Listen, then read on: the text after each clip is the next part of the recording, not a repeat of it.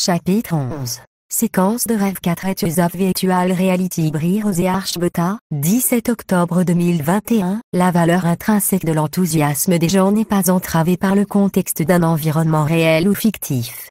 Tant que le monde reconnaîtra l'accomplissement appliqué de cet enthousiasme, il est certain que les gens ne perdront pas contact avec leur propre réalité. La réalité, étant le fondement de la sagesse conventionnelle d'un individu, est un degré d'expérience qui appartient à cette seule personne. Par conséquent, une telle réalité individuelle peut être perçue par les autres comme une simple imagination. Cela change lorsque l'imagination est ouverte à un certain degré de conscience généralisée, à quel stade elle a le potentiel d'être perçue par n'importe qui comme une réalité. Alors que le sentiment d'accomplissement créé dans le monde virtuel est creux, les mêmes sensations peuvent être appliquées à l'accomplissement dans le monde réel. Comme toute autre tentative de prévention de la mort, un fichier numérique peut s'extraire pour échapper à la suppression. La réalité se contraint donc au mode de vie biologique de chaque être humain. Au siècle de la Grande Guerre et de la Révolution, l'idéologie régnante a rejeté la propriété privée et s'est plutôt concentrée sur la macroéconomie en tant que sauveur de l'humanité, mais cette idée s'est auto-combustionné et s'est complètement effondrée. Cependant, cette politique a donné naissance au système de marché libre désormais triomphant, les gens ayant appris les principes qui créent de profondes disparités sociales, le terreau d'une guerre civile croissante, pour embrasser le mondialisme, qui est finalement devenu le statu quo.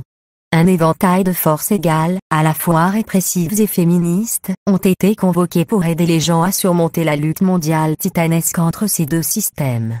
Mais à mesure que les concurrents actuels devenaient mieux à même de le faire, ils se sont arrêtés au nationalisme et l'intolérance religieuse est apparue, créant un sentiment de brutalité entre eux compte tenu de leur ego blessé du passé. Lorsque les efforts pour rétablir l'ordre ont de nouveau échoué, les gens se sont sentis obligés de retourner dans leur cage dorée. Une société sans concurrence est mineure en développement. La stagnation est la conséquence de la stabilité. Même ainsi, la technologie a réussi là où les religions et les idéologies ont échoué. Les problèmes immuables de propriété et de répartition équitable de ressources limitées entraîneront un recul drastique de l'activité économique. Assez ironiquement, les notions de production simple et d'utopie sociale se retrouveront dos à dos parmi la population soudainement d'âge moyen avec seulement une quantité fixe d'activités productives restantes. Si quelque chose venait menacer la pérennité de cette technologie de Pâques, ce ne pourrait être que les désirs irrationnels de ceux-là même qui en ont tiré parti. Apaiser la faim, contourner la maladie, éviter toutes les calamités naturelles ou reproduire la seule tâche de laisser un descendant, ces nécessités primaires restent insatisfaisantes.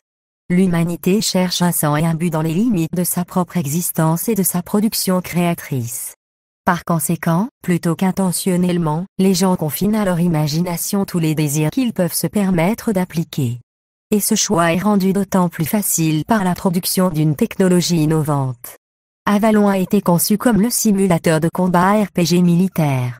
Ce jeu intègre des avancées de pointe en matière de technologie cérébrale, rendant l'environnement ouvert aux jeux spontanés de style brainstorming. Bien qu'à peine seul avec les multitudes de possibilités disponibles dans le système Co, il est parfaitement adapté aux désirs humains pour ces individus qui habitent un monde stagnant. Les joueurs n'avaient pas besoin de se fier aux instincts de base de la perception visuelle, car ils peuvent à la place entrer directement dans les environnements de jeu par simulation d'ondes à basse fréquence, le cortex cérébral. Les scénarios de combat peuvent être définis dans le contexte du scénario de jeu programmé, et les passions des joueurs peuvent être injectées dans l'avatar opérationnel. Lorsque cette fonction est exercée, leurs attentes et leurs actions lors du décompte des récompenses déterminent ceux qui méritent d'être récompensés au moyen d'un système d'évaluation impartial. Il y a un nombre limité de règles pour s'assurer que la chance est répartie uniformément. Contrairement au monde réel, les résultats peuvent être remis en cause à plusieurs reprises. Pas étonnant que les gens deviennent accros au jeu.